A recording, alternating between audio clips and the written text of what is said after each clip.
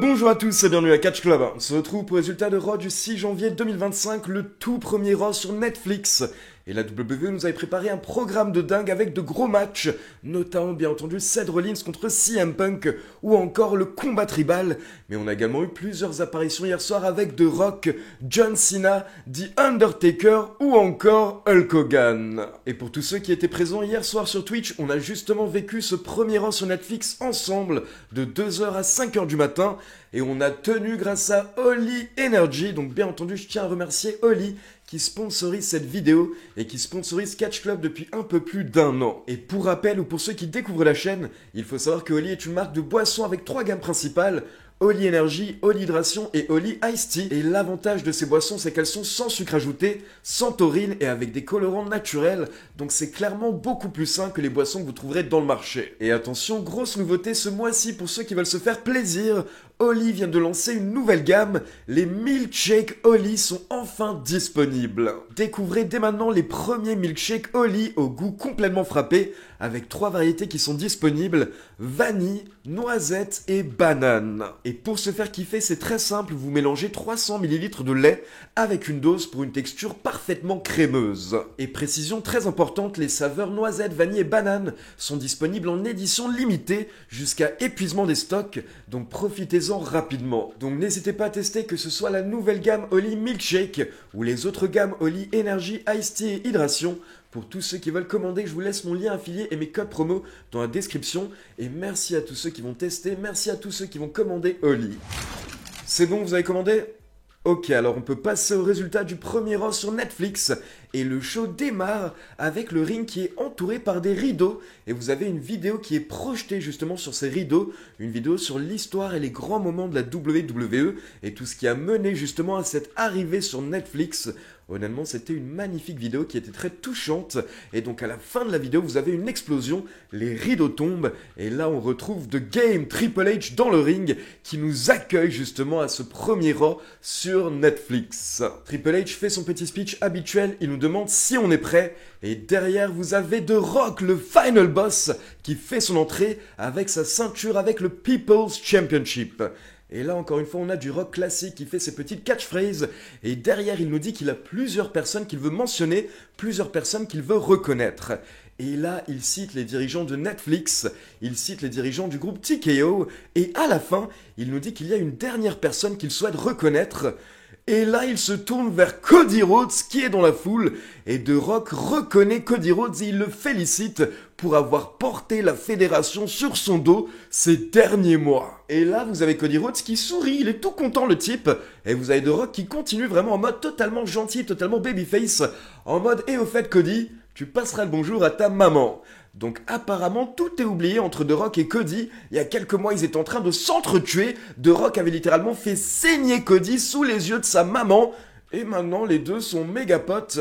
Donc là je vous le dis directement, soit The Rock est en train de nous feinter totalement, soit les plans ont totalement changé. Puis The Rock termine sa promo en nous parlant du combat tribal qui aura lieu ce soir. Il nous dit que bien entendu il suivra ce combat de très près.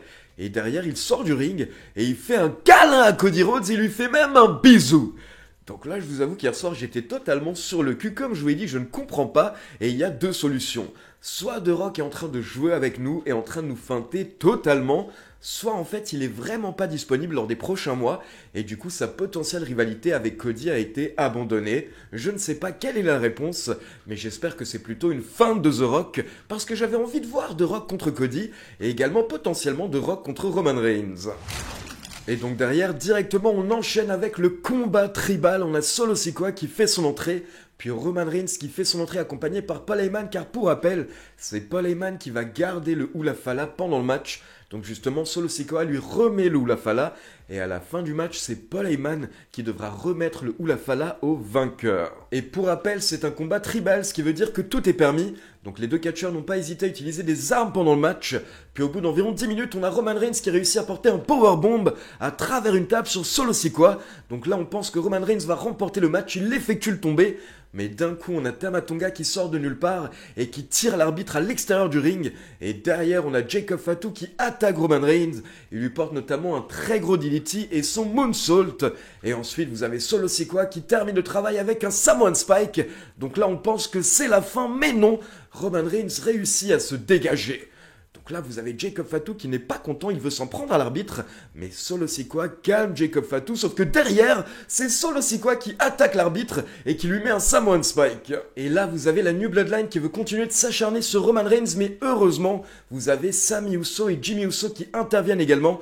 Donc ils se débarrassent de Jacob Fatu et Tama Tonga, et derrière ils s'en prennent à Solo, vous avez Jimmy Uso qui lui porte un super kick, puis Sami Zayn qui lui porte un hell of a kick, et derrière Roman Reigns qui lui porte un spear, et là vous avez Roman Reigns qui effectue le tombé, et clairement il aurait dû gagner, mais on n'a pas d'arbitre. Donc là clairement on peut dire que ça a sauvé Solo, et au final vous avez un arbitre qui court jusqu'au ring, qui effectue enfin le tombé, mais Solo Sikoa se dégage. Donc Solo Sikoa qui s'est quand même dégagé d'un super kick, hell of a kick et spear. Ça prouve que la WWE voulait quand même lui donner encore plus de crédibilité hier soir pendant le match. Et donc là, attention, ça va vraiment partir dans tous les sens, c'est le bordel total car vous avez Jimmy Uso et Sami Zayn qui se jettent sur Tama Tonga et Jacob Fatu. Les 4 catcheurs se battent et repartent en coulisses. Donc là, on pense que ça va repartir en 1 contre 1 et on a Roman Reigns qui se prépare dans le coin potentiellement pour un nouveau spear. Mais là, vous avez Kevin Owens qui sort de nulle part. On sait, on connaît la haine de Kevin Owens contre Roman Reigns et contre la OG Bloodline. Donc Kevin Owens intervient, il porte un stunner à Roman Reigns. Et là, vous avez Solo Sikoa qui effectue à nouveau le tombé, mais encore une fois, uniquement pour le compte de 2. Donc Kevin Owens n'y croit pas, et là il se met en position pour porter le package piledriver à Roman Reigns, mais Cody Rhodes intervient, il attaque Kevin Owens, il lui porte notamment son Cody Cutter, puis Cody et KO sortent du ring, et ils continuent à se battre à travers la foule, mais du coup ils s'en vont également. Et donc ça reprend encore une fois dans le ring entre Roman Reigns et Solo Sikoa. Roman Reigns se prépare pour un spear, mais là Solo Sikoa réussit à le contrer, et il tente de porter son Samoan Spike, mais Roman Reigns le contre, il enchaîne avec un premier spear, puis un second spear pour la victoire. Roman Reigns remporte le combat tribal et donc Roman Reigns devient le vrai chef tribal et il va récupérer le Hula Fala dans un instant. Et donc là vous avez Paul Heyman qui monte sur le ring, il se met à genoux dans le ring, il est tellement heureux, il a le Hula Fala et il veut le remettre à Roman Reigns, mais d'un coup au fond, on peut voir The Rock qui s'amène vers le ring. The Rock monte sur le ring, il demande le Hula Fala à Paul Heyman. Donc là, bien entendu, Paul Heyman accepte, il donne le Hula Fala à The Rock. Et là, on ne sait pas exactement ce que The Rock va faire, on attend sa réaction. Mais au final, The Rock se rapproche de son cousin, il se rapproche de Roman Reigns. Et là, il met le Hula Fala autour du cou de Roman Reigns. Et derrière, on a un face-à-face entre les deux pendant plusieurs secondes où ils se regardent, ils ne bougent pas. Encore une fois, on se demande qu'est-ce qui va se passer. Mais au final, The Rock enlève ses lunettes, puis il lève la main, et donc il veut checker Roman Reigns, il veut féliciter Roman Reigns. Et là, Roman Reigns accepte, on a une poignée de main et un câlin entre Reigns et The Rock. Et on a The Rock qui embrasse Roman Reigns et qui lui dit qu'il l'aime. Et donc le segment se termine avec le chef tribal qui lève le doigt, Roman Reigns qui célèbre dans le ring, sous les yeux de The Rock et de Paul Heyman. Alors bien entendu, je suis super content pour Roman Reigns, c'est lui le vrai chef tribal, et il méritait de reprendre le Hula Fala, mais à côté de ça, déjà, je veux souligner l'incroyable travail de Solo Sikoa ces derniers mois. Solo Sikoa est excellent et il s'améliore semaine après semaine, donc ne vous inquiétez pas pour lui, certes il a perdu hier soir contre Roman Reigns, mais je suis certain que la WWE a de très grands plans pour Solo Sikoa et qu'il sera très très bien utilisé dans le futur. Mais à côté de ça, à la fin, vraiment, je me demandais de quelle manière allait réagir The Rock. Et donc au final, hier soir, on a vraiment eu un Rock totalement en mode babyface. On n'a pas vu le final boss hier soir. On a vu un Rock qui était gentil avec tout le monde. Il aime Cody Rhodes, il aime Roman Reigns. Mais je vous avoue qu'au fond de moi, je me demande encore une fois s'il est en train de nous feinter. Est-ce qu'il est en train de se foutre de notre gueule? Et à la fin, quand Roman Reigns est en train de célébrer, je me demandais vraiment si The Rock était sincère ou pas. C'est ça la grande question. Sachant que hier, quand The Rock a fait son entrée, Michael Cole a insisté sur le fait que le grand-père de The Rock était le High Chief et que The Rock lui-même est un High Chief. Donc je me demandais justement si c'était potentiellement pour mettre en place une rivalité High Chief contre Tribal Chief. Donc on verra lors des prochaines semaines, lors des prochains mois. Mais là, si on regardait Raw hier soir, pour le moment, on a l'impression que maintenant The Rock aime tout le monde et que pour le moment, il a mis le personnage de Final Boss de côté. Derrière, on enchaîne avec John Cena qui fait son entrée sous une magnifique pop. Et on rappelle que hier, c'était le début de la tournée d'adieu de John Cena qui prendra sa retraite à la fin de l'année 2025. Donc John Cena monte sur le ring, il remercie encore une fois la WWE, il remercie Netflix et il nous parle un petit peu de son passé à Los Angeles, car pour info, hier, on était à Los Angeles. Et derrière, John Cena nous parle un petit peu de ses prochains mois, il nous parle de ses objectifs, mais il nous fait comprendre directement qu'il y a une chose qui n'est pas possible, c'est de remporter un 17e titre de champion du monde. En effet, John Cena nous dit qu'il ne pense pas qu'il va remporter un nouveau titre de champion du monde à cause de sa streak. Et là, il nous rappelle que ça fait 2446 jours qu'il n'a pas remporté un match solo à la WWE. Donc vraiment, il insiste et il nous dit que c'est impossible qu'il remporte un titre de champion du monde. Mais il précise également que ça ne le dérange pas, il a compris la situation. Maintenant, c'est le temps des jeunes et son temps est un petit peu passé. Mais d'un coup, John Cena se rappelle où il est. Il est à la WWE et à la WWE, il ne faut jamais dire jamais. Mais malgré tout, il nous dit qu'il faudrait un miracle pour qu'il remporte un nouveau titre de champion du monde. Et donc là, il réfléchit un petit peu et il se dit qu'avec sa streak, le miracle pourrait être par exemple de remporter le Elimination Chamber ou alors de remporter la mallette Money in the Bank. Puis là, il réfléchit encore un petit peu et il se rappelle d'une troisième manière d'obtenir une opportunité au titre mondial, le Royal Rumble. Et donc au final, John Cena se dit que c'est peut-être une idée un petit peu folle, mais il pourrait remporter le Royal Rumble pour faire plaisir aux fans et pour obtenir une dernière opportunité à WrestleMania. Et John Cena nous dit que c'est un petit peu comme le loto, pour gagner, il faut jouer. Donc là, il nous dit, je vais participer au Royal Rumble, et non seulement je vais participer au Royal Rumble, mais je vais remporter le Royal Rumble match. Donc fin de la promo, et là, en quelques minutes, comme d'habitude, John Cena nous a rappelé pourquoi est-ce qu'il est John Cena. Vous lui donnez le micro, et vous le laissez parler comme ça pendant quelques minutes, vous lui laissez le dire ce qu'il a sur le cœur, et il peut vous toucher, il peut vous faire vivre tellement d'émotions, et c'est ce qui s'est passé hier soir. Au bout de quelques minutes, honnêtement, j'avais envie de voir John Cena remporter le Royal Rumble à la fin de sa promo. Donc il est tout simplement excellent ce type et je le répète, je l'ai beaucoup répété ces dernières semaines, mais profitez de cette année 2025 et profitez de ces dernières apparitions de John Cena.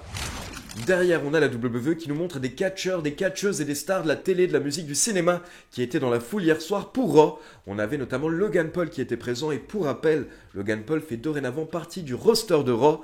Puis ensuite, on enchaîne avec Liv Morgan qui fait son entrée accompagnée par Raquel Rodriguez et Dom Dom pour son match face à Mami Rhea Ripley. Et bien entendu, avec Judgment Day, comme d'habitude, on a les interventions. Donc on a Raquel Rodriguez qui est intervenue plusieurs fois pour frapper Mami quand l'arbitre ne la voyait pas. Puis derrière, on a Dom Dom qui a distrait l'arbitre. Et là, vous avez Raquel qui a glissé une chaise dans le ring pour que Liv Morgan porte son Oblivion sur la chaise sur Mami pour un compte de 2. Mais au final, Mami a repris les choses en main. Et il faut savoir qu'un peu plus tôt lors du match, elle a porté un Riptide à Liv Morgan. Mais Liv Morgan s'est dégagée. Donc ça, encore une fois, c'est énorme parce qu'il y a très peu de personnes qui se dégagent du finisher de Mami. Encore une fois, c'est pour crédibiliser Liv Morgan, on va dire. Mais à la fin du match, comme je vous l'ai dit, Mami reprend le contrôle. Et là, elle enchaîne avec 2 Riptides sur Liv Morgan pour la victoire. Donc Mami récupère son titre. Mais attention, ce n'est pas terminé car après le match, vous avez Dom Dom qui monte dans le ring. Il confronte, on va dire, Rhea Ripley. Et là, il ouvre les bras, il veut un câlin. Et vous avez Mami qui réfléchit un petit peu, puis elle sourit, elle lâche sa ceinture, elle se dirige vers Dom Dom, elle ouvre les bras, mais au dernier moment, elle lui met un kick dans les balls, elle lui porte un low blow et elle enchaîne avec le Riptide sur Dom Dom. Donc hier soir, Mami qui a vraiment pu se venger pour mettre fin à sa rivalité avec Liv Morgan et Dom Dom. Et là, encore une fois, on pense que c'est fini, mais d'un coup, on a le gong de The Undertaker qui résonne, et ça fonctionne toujours. Ça fait exploser l'arène, et donc on a le gong qui résonne 2 fois. Et derrière, on a le Taker qui a fait son entrée en mode American Badass sur sa moto. Il a fait le tour du ring, et derrière, il a checké Rhea Ripley, et il a célébré avec Mami. Donc c'était un beau petit moment pour Mami et pour les fans, parce qu'en soi, ça fait toujours plaisir de voir The Undertaker. Ensuite, on passe en coulisses, on peut voir Adam Pearce qui est en train de discuter avec Bayley. Et je rappelle qu'on est toujours dans cette fenêtre de transfert au sein de la WWE entre Raw, SmackDown et NXT. Donc c'était sûrement pour cette raison que Adam Pearce est en train de parler avec Bayley. Et derrière, vous avez American Made qui viennent parler à Adam Pearce. Et vous avez Chad Gable qui veut un adversaire. Donc il demande à Adam Pearce de lui donner le meilleur luchador qu'il a sous la main la semaine prochaine. Et là, Adam Pearce répond simplement qu'il a une idée. Il pense qu'il a la personne parfaite pour Chad Gable. Et il s'en va, il dit qu'il va passer un coup de fil. Donc bien entendu, on imagine qu'il parle de Penta, car je rappelle que ces dernières semaines, on a eu des teasers par rapport à Penta ou Pentagon. Et hier soir, pour info, on a eu un nouveau teaser où justement son nom a été confirmé. Donc il s'appellera bien Penta à la WWE. Puis derrière, on nous montre une vidéo de The Rock en coulisses. The Rock est en train de s'amuser. Il boit un verre avec Cody Rhodes, il squatte avec Travis Scott. Et avant de quitter l'arène, The Rock nous donne rendez-vous mardi soir. Donc ce soir, du côté de NXT, The Rock sera présent à NXT. Et derrière, on enchaîne avec Jey Uso contre Drew McIntyre. Mais là, juste avant, on retrouve Travis Scott dans la foule. Travis Scott avec son titre Hardcore. Pour ceux qui ne sont pas au courant, cette ceinture lui a été offerte par Triple H il y a plusieurs semaines. Triple H s'était rendu à un concert de Travis Scott. Et donc à ce moment-là, Triple H lui avait offert cette ceinture. Et Triple H l'avait également invité à ce premier Raw sur Netflix. Donc Travis Scott est présent dans la foule, en train de fumer un gros pet tranquillement sur Netflix. Donc là, on voit quand même les petits changements par rapport à la télévision, car normalement, t'as pas le droit de consommer de la drogue à la télévision, ça aurait été sûrement banni, interdit sur USA Network. Mais sur Netflix, apparemment, ça pose pas de problème, donc Travis Scott se fait son petit pet. Et là, vous avez Jey Uso qui le rejoint pour faire leur entrée ensemble. Puis derrière, vous avez McIntyre qui fait son entrée, et là, Jey Uso n'attend pas. Il effectue directement un dive vers l'extérieur du ring sur McIntyre. L'arbitre n'a même pas encore sonné la cloche, mais la bagarre a déjà commencé. Et là, je dirais qu'on a eu le match le plus classique à Raw hier soir, un match d'environ 10 minutes, donc pas trop long. Par contre, les deux catcheurs ont utilisé un style un petit peu à l'ancienne, on va dire, où à chaque fois, ils prenaient énormément de temps entre chaque grosse phase, mais malheureusement, j'ai l'impression que ça a un petit peu tué le rythme au niveau de la foule, et à chaque fois, entre les phases, on sentait que la foule s'endormait un petit peu. Mais attention, le match n'était pas mauvais, c'était juste un rythme différent, un petit peu plus à l'ancienne, comme je vous l'ai dit, et en gros, l'histoire du match, c'était que McIntyre a tenté plusieurs fois de porter son Claymore Kick, mais à chaque fois, Jey Uso a réussi à le contrer, et justement, à la fin du match, McIntyre veut encore une fois tenter de porter son Claymore Kick. Donc là, il attend que Jey Uso se lève, et Jey se lève, mais directement, il s'effondre. À la fin du match, Jey Uso n'en pouvait plus. Donc là, McIntyre est patient, il sent que c'est bientôt la fin, il attend une nouvelle fois que Jey Uso se lève, et là il fonce sur Jey parce que Jey n'en peut plus, donc il pense que c'est bon, il va réussir à l'avoir, mais à ce moment-là, Jey Uso a surpris McIntyre, il a esquivé le Claymore Kick, et directement il a chopé McIntyre dans un crucifix spin, dans un tombé, pour la victoire. Donc Jey Uso qui s'en sort vraiment très bien car comme je vous l'ai dit à la fin du match il était épuisé mais il a réussi à surprendre McIntyre juste ce qu'il fallait, juste 3 secondes pour pouvoir remporter ce match. Donc très très bonne victoire pour Jey Uso. Mais du coup j'imagine que McIntyre va encore plus péter un câble lors des prochaines semaines et j'ai envie de voir ça. Ensuite, on a une petite vignette de Gunther qui se met en avant et il nous explique qu'il y a plein de changements du côté de la WWE ces derniers jours, mais rien n'a changé pour lui. Il est toujours le champion du monde et il est toujours le ring général. Puis on passe en coulisses et on retrouve Roman Reigns et Paul Heyman. Paul Heyman qui est en train de complimenter Roman Reigns et Paul Heyman qui dit au chef tribal qu'ils ont besoin d'une grande plateforme, une énorme plateforme pour que le monde entier puisse acknowledge, puisse reconnaître Roman Reigns. Et là, Roman Reigns réfléchit, puis il dit à Paul Heyman le 27 janvier. Donc apparemment, le 27 janvier, on va avoir une grosse cérémonie potentiellement pour Roman Reigns. Et derrière, vous avez Paul Heyman et Roman Reigns qui rentrent dans un vestiaire, la porte se ferme, et là, derrière la porte, on peut voir le logo de WWE 2K25. Donc c'est le premier petit teaser, le premier petit teasing pour 2K25. Et pour info, derrière sur internet, on a 2K qui a sorti les premières images du jeu. Et à côté de ça, 2K qui a également précisé qu'on aura des annonces par rapport au jeu, les premières annonces par rapport au jeu, le 28 janvier. Puis on enchaîne avec l'erreur de la WWE hier soir, j'ai envie de dire, car on a Hulk Hogan qui fait son entrée avec Jimmy Hart.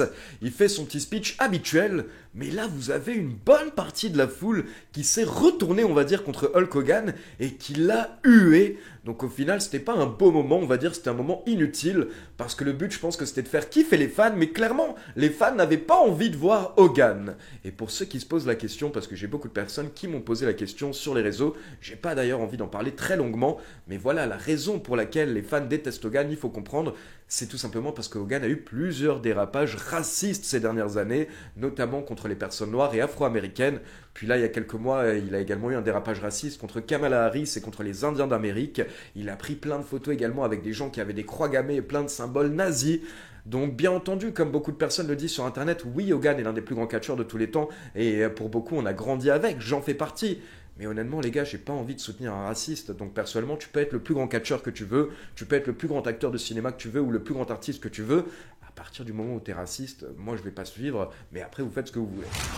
Et donc c'est l'heure du main event, CM Punk contre Seth Rollins, un match qui a été très attendu par les fans, car une fois que les deux catcheurs sont dans le ring, le match n'a même pas encore démarré, la foule est déjà en train de scander « Holy shit !» Et pour vous résumer le match, hier soir on a un Seth Rollins qui a tout tenté pour battre CM Punk, il a même utilisé les prises de CM Punk qui lui apportaient, il me semble, 2 go to sleep, puis un peu plus tard il a porté le pedigree à CM Punk, et pour ceux qui ne sont pas au courant, bien entendu le pedigree est le finisher de Triple H, mais c'était également le premier finisher de CM Punk il y a près de 20 ans sur le circuit indépendant ou encore à la Ring of Honor. Il appelait ça le Pepsi Plunge à l'époque. Donc là, il porte le pedigree à CM Punk sur la table des commentateurs. D'ailleurs, nouvelle table des commentateurs du côté de Raw qui a l'air beaucoup plus solide. Ensuite, il a porté un autre pedigree encore une fois à Rollins dans le ring. Puis un peu plus tard, il a porté le Buckle Bomb et un stomp à CM Punk.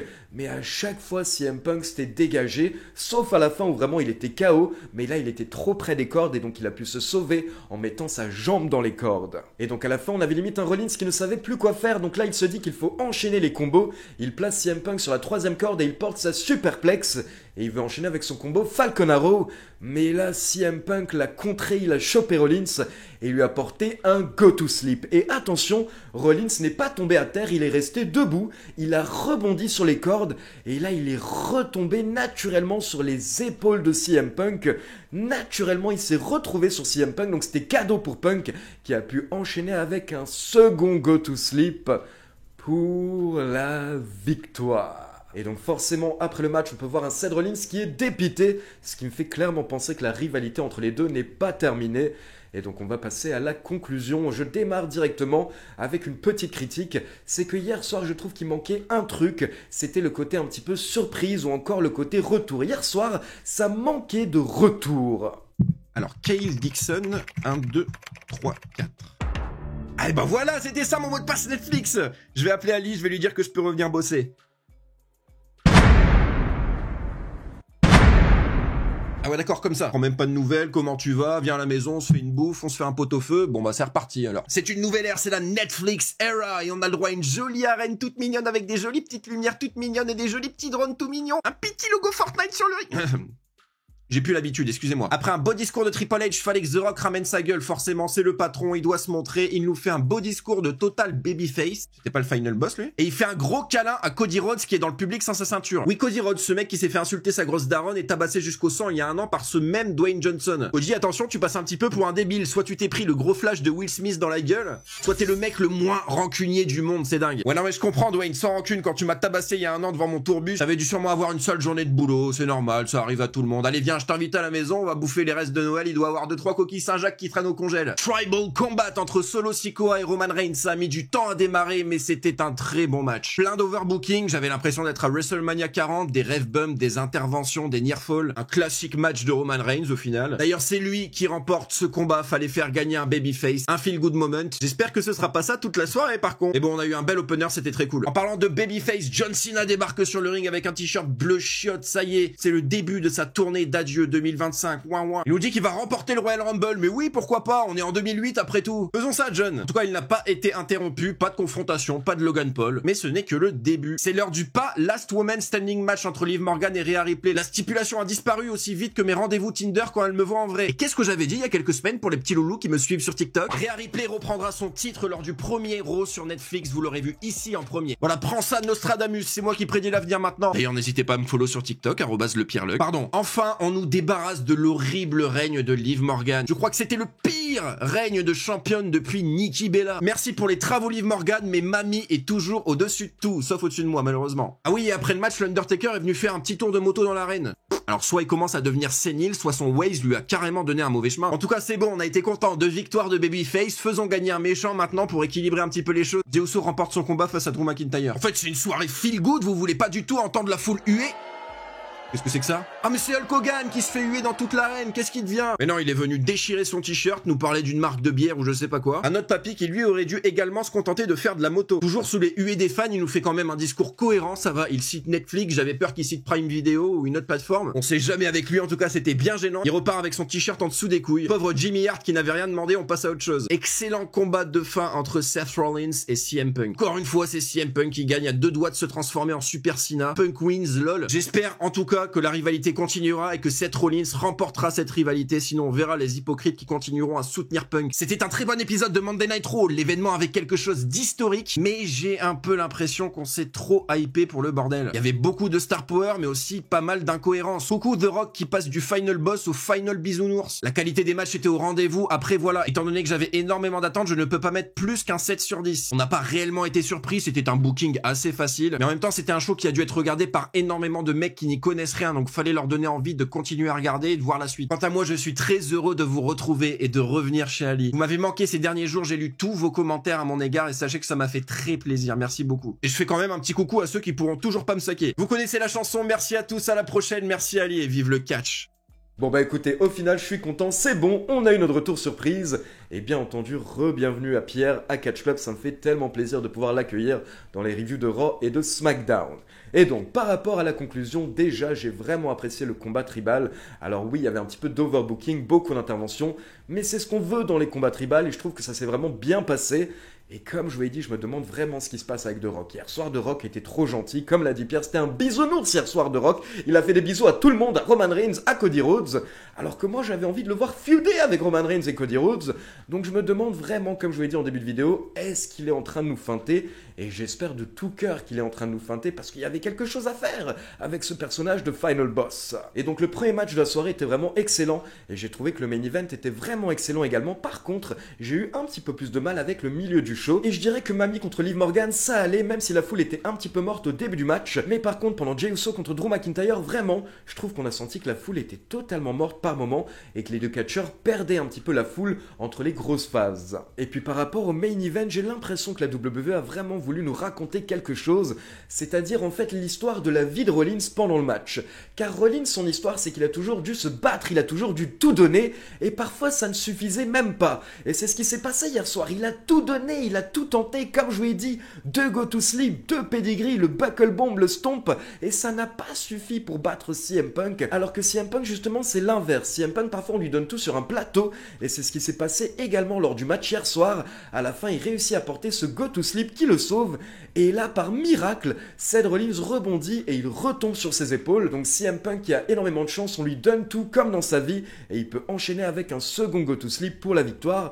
Donc je pense que ce match était un petit peu un reflet justement du parcours de Seth Rollins et de CM Punk. Et comme je vous l'ai dit, j'imagine que Seth Rollins ne va pas accepter cette défaite, donc j'imagine qu'on aura des rematchs entre les deux catcheurs et pourquoi pas un Seth Rollins contre CM Punk à WrestleMania 41. Donc voilà, c'est tout pour le résultat de ce premier Raw sur Netflix. Maintenant comme d'habitude, c'est à vous, n'hésitez pas à me laisser vos avis dans les commentaires. Et je rappelle pour tous ceux qui veulent effectuer une commande Oli, je vous laisse mon lien affilié et mes codes promo dans la description. Donc un grand merci à tous ceux qui vont commander. Et comme d'habitude, n'oubliez pas de liker la vidéo, de vous abonner à la chaîne et de cliquer sur la petite cloche pour être informé de la sortie des prochaines vidéos. Ciao tout le monde!